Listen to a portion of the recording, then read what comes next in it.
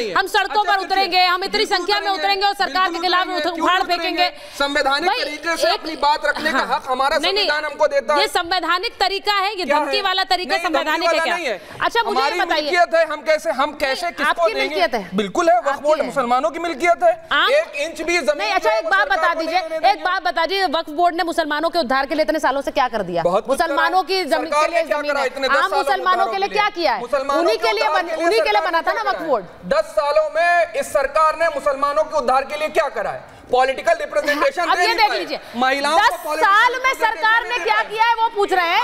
वक्फ board ने इतने सालों में कुछ नहीं किया, उस पर सवाल नहीं है, उस पर सवाल नहीं है। ये एंटाइटलमेंट वाली सोच है आपकी, क्योंकि आपको उससे फर्क नहीं पड़ता। रिप्रेजेंटेशन जीरो कर दिया मुसलमानों का। साल के अंदर हर साल करीब 32,000 करोड़ रुपया इनकी एजुकेशन के ऊपर खर्च किया सरकार ने। कोरोना 32,000 करोड़ रुपया, 32,000 करोड़ रुपया अगर नहीं पता है तो माइनॉरिटी कमीशन में जाकर वेबसाइट में देख लो, मैं डाटा दे दूं। 32,000 करोड़ रुपए का डाटा है। नहीं तो ठीक है, 32,000 करोड़ बातें बोल दे रहा, आप डाटा लेना, मैंने डाटा देखा है, उसी का सरकारी बजट दे रहा हूं। हर साल 32,000 करोड़ रुपए दिया गया है डेवलपमेंट के लिए। सुनिए, आटा दिया गया, चावल दिया गया, जो हर मिल रहा है, हर मुसलमान को मिला। कोरोना की वैक्सीन हर एक को मिली। अस्पताल की व्यवस्था, जो 5 लाख का आयुष्मान कार्ड है, हर मुसलमान को भी लेने का उतना ही अधिकार है जितना इस देश के कोई आम नागरिक को है। कोई बात नहीं, रोड आपके लिए बनी, कोई मना नहीं किया गया कि रोड पे मुसलमान नहीं चलेगा। पानी की व्यवस्था हुई तो हर घर में पानी मिला, तो वो भी मुझे बताइए क्या दिक्कत है? उसके बाद भी एहसान फरामोशी यहाँ पर ये दिखाई दे रही है। किया क्या सरकार ने? अब सरकार से क्या चाहते हैं, क्या मिले आपको? आपको एक, मुझे लगता है कि एक हवा महल बना के दे दिया जाए, जिस प्रकार से पिछले 80 सालों में कौन सा हवा महल मिला आपको? चलते बताइए, 80 साल के अंदर इस 75 साल का रिकॉर्ड है, 60 साल के अंदर 60 साल में तो शायरी शुरू कर दूंगा।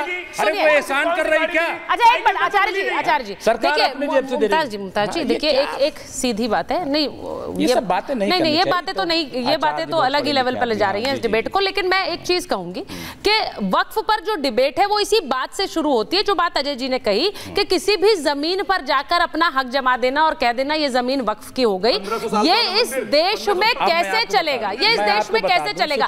मैं आचार्य जी कहीं जाकर जमीन पर हाथ रख दे और कहीं यहाँ पर मंदिर है तो वो भी नहीं चलेगा ना, वो नहीं चलेगा ना। मैं तो यहाँ आचार्य जी खड़े, मैं खुलकर बोल रही हूँ। एक मिनट सुन लीजिए, वो बिल्कुल नहीं चलेगा, उसके लिए अदालत है, कानून है। और आप देखिए दिल्ली में 123 प्रॉपर्टी हैं और 84 से लेकर अब तक मुकदमा चल रहा है। और ऐसा नहीं है कि ट्रिब्यूनल में है, ये मामला कहाँ गया है? एक मिनट रुक जाइए, सही बताओ ना। नहीं, हम कह रहे हैं कि क्लेम कर देने से मिल गया, आपने दे दिया। आप हम बाबरी मस्जिद कह रहे थे, आपने दे दिया।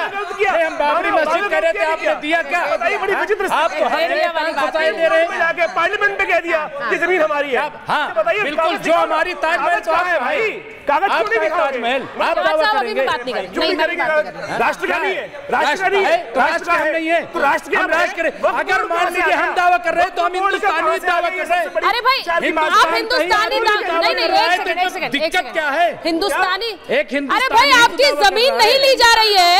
एक सेकंड, ये जो एक मिसकंसेप्शन है, मैं जरा सबसे पहले उस पर लगाम लगाना चाह रही हूँ। ये जो कह रहे हैं हमारी जमीनें लूट लेंगे, हमारी जमीनों पर कब्जा कर लेंगे। अब मैं एक चीज पूछना चाह रही हूँ अजय जी, हाँ नहीं आप तो यही कहेंगे, आप उस नैरेटिव को पुश कर रहे हैं, लेकिन मैं आपसे पूछ रही हूं अजय जी, ये जमीनों को कोई सरकार हड़पने की योजना नहीं बना रही है। ये जो मनमाने तरीके से कहीं पर भी गमछा रख दो, सुनिए, मनमाने तरीके से कहीं पर भी गमछा रख दो और कहो ये हमारी हो गई, इस पर तो लगाम लगानी पड़ेगी सर, ऐसे नहीं हो सकता। और मैंने जैसा कहा आचार्य जी खड़े हैं, वो भी कहीं जाकर गमछा रखकर नहीं कह सकते ये मंदिर की है। अजय जी इस पर बोलिए जरा, क्या मजाक बना रखा? ठीक है मजाक। सुचेता जी देखिए, सुचेता जी वक्फ क्यों आया? पहली बात, वक्फ कोई धार्मिक चीज नहीं है, क्योंकि अगर वक्फ धार्मिक होता तो सऊदी अरब में भी होता, पाकिस्तान में भी होता, बांग्लादेश में होता, लीबिया में होता। क्यों नहीं है? सही बात नहीं है वहां पे, क्योंकि ये कोई धार्मिक मसला है ही नहीं। ये मुसलमान माफियों की एक सोची समझी साजिश है, जिसके वक्त की सारी जमीन को एक कब्जा करके उससे कमर्शियल एक्टिविटी करते हैं। आज असउद्दीन ओवैसी 3000 करोड़ से ऊपर की वक्त की जमीन पे अपना कब्जा रखे हुए हैं, लेकिन देंगे नहीं, इसलिए उनको वक्त चाहिए। अब मैं दूसरी बात बताता हूँ, सुनिए। जब नेहरू लियाकत पैक्ट बंटवारे के बाद मुसलमान भाई यहाँ गए तो नेहरू जी ने कहा कि ये सारी जमीनें वक्फ की हो जाएंगी, वो हिंदू नहीं लेंगे। वरुण जी को लीजिए। पाकिस्तान में भी यही व्यवस्था की गई थी कि हिंदू जो जमीन छोड़ के आया, हिंदू को मालिकाना हक रहेगा, लेकिन वहां की हिंदुओं की सारी जमीन सरकार और स्थानीय मुसलमानों ने ले ली। हिंदुस्तान में ये नहीं हुआ, मुसलमानों की जमीन जो बेच पाए बेच दिया, बाकी बची हुई वक्फ बना के उसके नाम पे कर दी गई। ठीक। अब उसके बाद उसको अब ट्रेमेंडस पावर देते जा रहे हैं, एक पर एक आपने उस पर पावर एडिशन किया। 95 में ये पावर दे दिया कि जिस जमीन पे आप क्लेम कर देंगे वो जमीन आपकी हो जाएगी। 2013 में संशोधन करके एक और पावर दे दिया कि वक्फ के सारे मुकदमे को सुप्रीम कोर्ट या हाई कोर्ट रिव्यू नहीं कर सकती, रिव्यू होगा तो ट्रिब्यूनल नहीं होगा। 4 लाख एकड़ से ज्यादा जमीन डिस्प्यूटेड है, 65,972 मामले ट्रिब्यूनल में लंबित हैं, मुसलमानों का हित हो रहा है। वरुण जी ताजिया सिन्हा का एग्जाम्पल दे रहा हूं, लखनऊ में रहने वाली। हाँ। उसके शौहर का इंतकाल हो गया, उसकी जमीन वक्फ ने ले ली, उसके बच्चों को भी अधिकार नहीं दे रहे। कहां दौड़े लोग, अदालत में जा नहीं सकते हैं, ट्रिब्यूनल बात सुनेगा नहीं, तबाह कर दिया है। ये बिल्कुल मिसमैनेज ट्रस्ट है। सर्च कमेटी की रिपोर्ट कहती है एब्सोल्युटली मिसमैनेज ट्रस्ट है।